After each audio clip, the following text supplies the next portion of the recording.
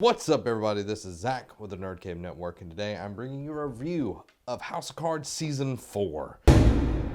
I saw a future. Our future. We had a future until you started destroying it.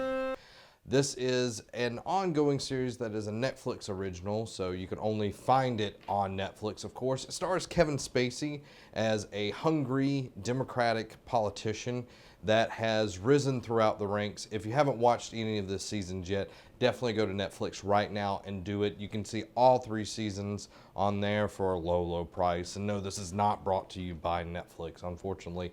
But anyway, let's get into it. Season 4. Of course, it builds off all the previous seasons. And like I said, again, go watch it if you haven't. But Season 4, whew, it is amazing. Season 3 kind of left me wanting for more. It didn't really give me what I wanted. First 2 seasons, I could not stop watching. I watched it so much that I went over my data several times on my phone just trying to get through the series when I had watched it. Season 3, though, just kind of was lackluster in my opinion. A lot of development on the Claire side and everything, but in Season 4, we pick up right off where we left Season 3, and I'm trying not to give a lot of spoilers here, but Frank is the interim president, so it's kind of him trying to get the campaign going where he can be president again. There's several, different runners against him in the Democratic Party, Dunbar, him, and it goes through this whole situation, and the character development throughout the whole series is amazing. We meet some new characters. We meet Conway, which is the Republican nominee that is a war hero, kind of clean-cut guy where you think he's just, a normal, nice guy. His wife's British, which is a little strange, but he seems like the ideal candidate. And the stark contrast between Claire and Frank and Conway and his wife is so different. Conway is about 36 or 37, and Frank and Claire are easily in their 50s or 60s. The aging process that is going through Frank from the first season to the 4th season is very stark. First season he has brown hair. 4th season he has very white hair, white grayish hair. And the characters that are introduced are very interesting. Of course, we get to see more of Tom Yates in the tail end of the season, but you also get to meet Claire's mother, Miss Hell, and Miss Hell is one of the breath of fresh air that is in this season. She is just she says what she wants to say, and that's it. She, doesn't hold anything back. One thing that's really established early on is that Claire and her mother have had a very estranged relationship for a very long time. But they go through this kind of mending the bond right there, and it's a very strange way. I actually cried at one point just because of what was happening. Not going to get into spoilers right now. I might get into the spoilers in a few minutes. I'll tell you if I do. But the dynamic throughout the series this season was just amazing, from Frank and Claire to what happens at the end of the season. Of course, the set design, everything just feels so amazing in this show. Netflix really knows how to make TV. They are so good, from Daredevil to Marco Polo. All the sets feel very real. The characters feel very real. Doug in the season was interesting once again.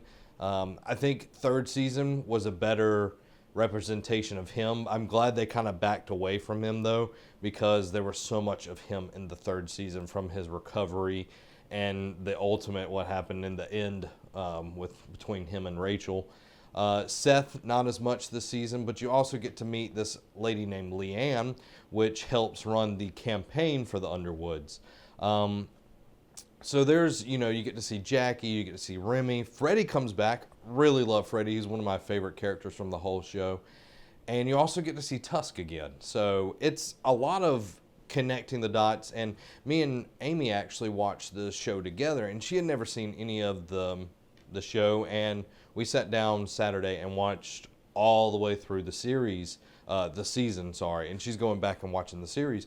But she was able to jump in the fourth season because they do a really good job of explaining a lot of the bigger things at the beginning of the show to catch you up. But she also had me there to answer some questions. I would pause and, tell a few things that would kind of fill in some gaps there. But the show was very good. We also got to see Godwin, which if you haven't watched the third season, Godwin had some, pretty big issues go on with him, which if you don't know who that is, that's the reporter from the Washington Herald that, I'll tell you here in a few minutes. But guys, I'm about to go into the spoiler territory, so if you don't want any of the fourth season spoiled, this is where you're going to need to jump off right now. And if you want to continue to the spoilers, I'll get there in just a second. But I wanted to thank you for watching this video. If you want to see more reviews like this one, let me know in the comments below. Daredevil's coming out soon, and I know I will definitely binge watch that one along with Derek and Robbie. So it'll more likely be a 3-person review instead of a 1-person. But go ahead and hit that like button. If you know somebody that's likes politics or House of Cards, share this video with them because, hey, it's awesome. Now, we're getting into the spoilers.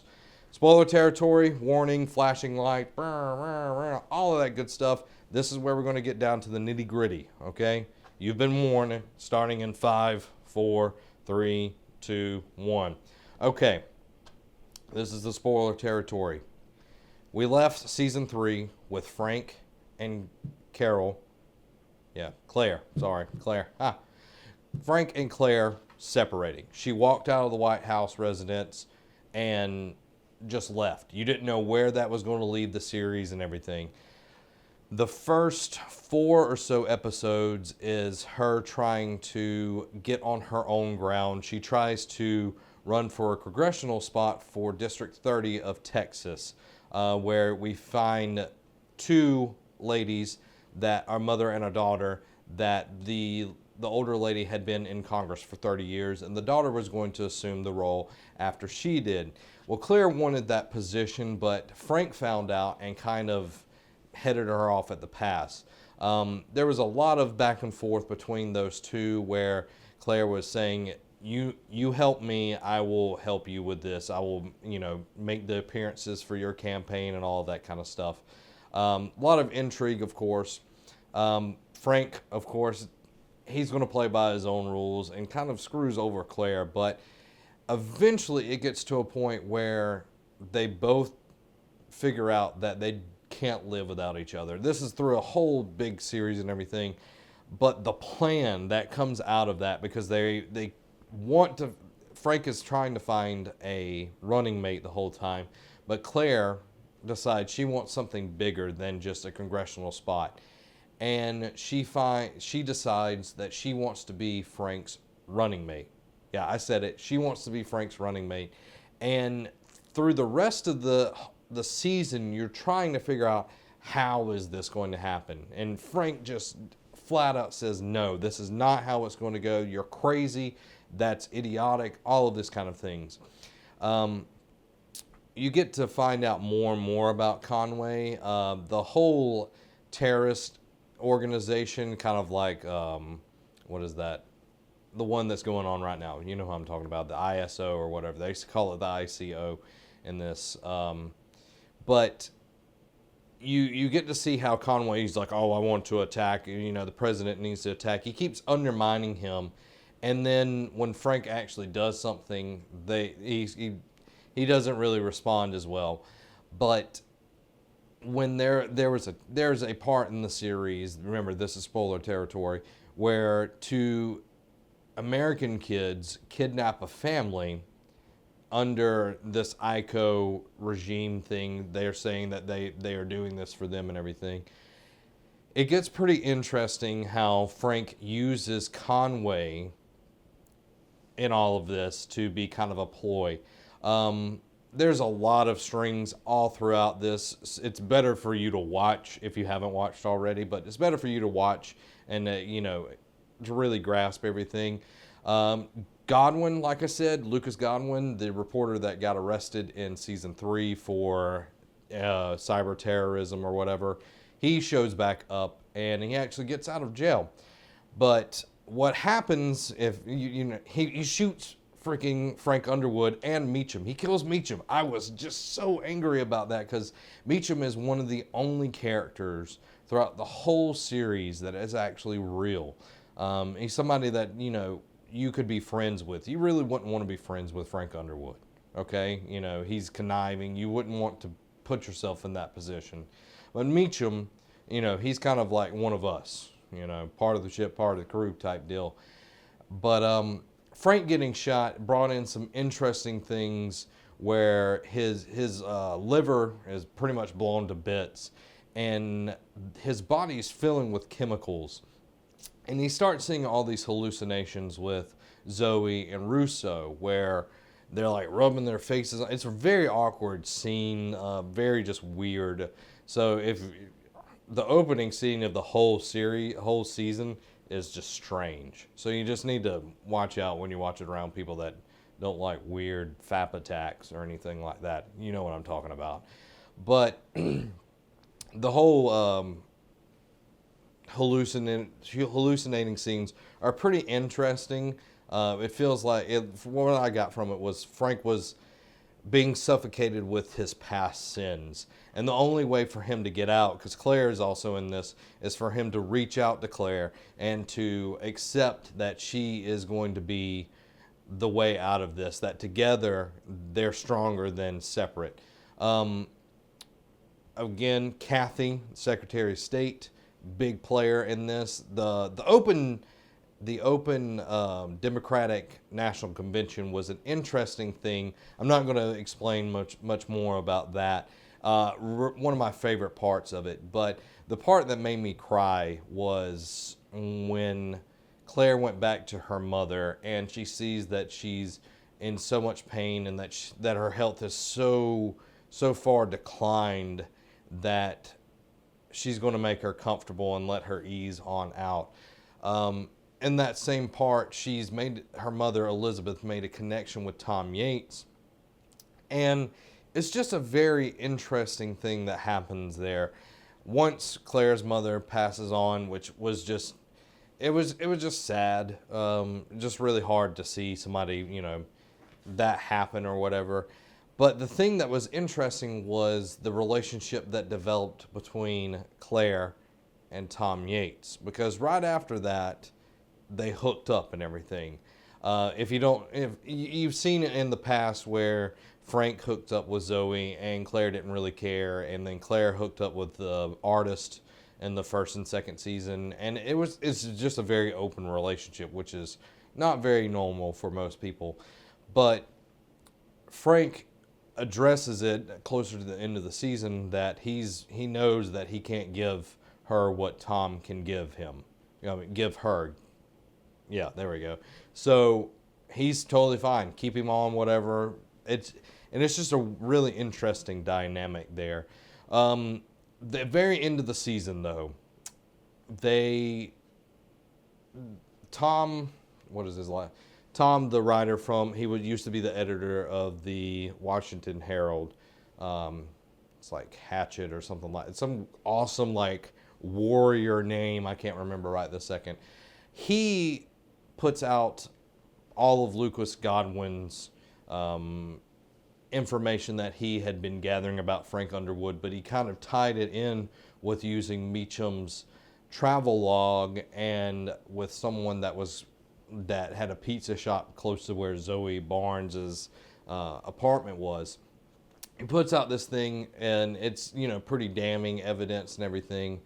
And the way that it ends the season, and again, this is spoiler territory if you're not already caught up or whatever, it makes Frank and Claire declare war on the ICO, which is the Islamic Caliphate organization, which is the terrorist organization in this reality or whatever you want to call it. And they declare war on it to keep everyone's mind off of what had been put out. So season 5 is going to offer a ton of interesting things. Of course, I think it's 3 weeks before the election. The Claire and Frank party for the Democrats, and Conway and a general, which I didn't really talk about that, is the Republican side. So 3 weeks out, Frank declares war on them, and it kind of also hints that he's also declaring war on anyone that's going to come up against him, that is going to oppose him. And we've seen in the past that Frank does not let up on people. If he has to kill you, he will kill you. Zoe Barnes, Russo, he ordered Doug to kill Rachel because she was, you know, something that could come against him as well. So he's willing to go that step that most people wouldn't go. He also even threatens Kathy at one point in time because she is going to run against him as president because of the whole getting Claire as his running mate and everything. So it's very, very interesting. If you want to discuss it in the comments below, I kind of rambled for a while, but I'm more than happy to discuss it with you. I want somebody to talk to. It's so good. When I finished it, I was like, I want to go watch it again. So guys, make sure you comment in the below. Who's your favorite new character from the new series, the new season? And keep coming back if you want to see more reviews like this. Okay, I'm willing to do more and more, guys. I know we do lots of Let's Plays and reacts videos and all these different things. But if you want to see more reviews on our channel, let us know by liking, sharing, and subscribing to this awesome video. This has been Zach. And have a week.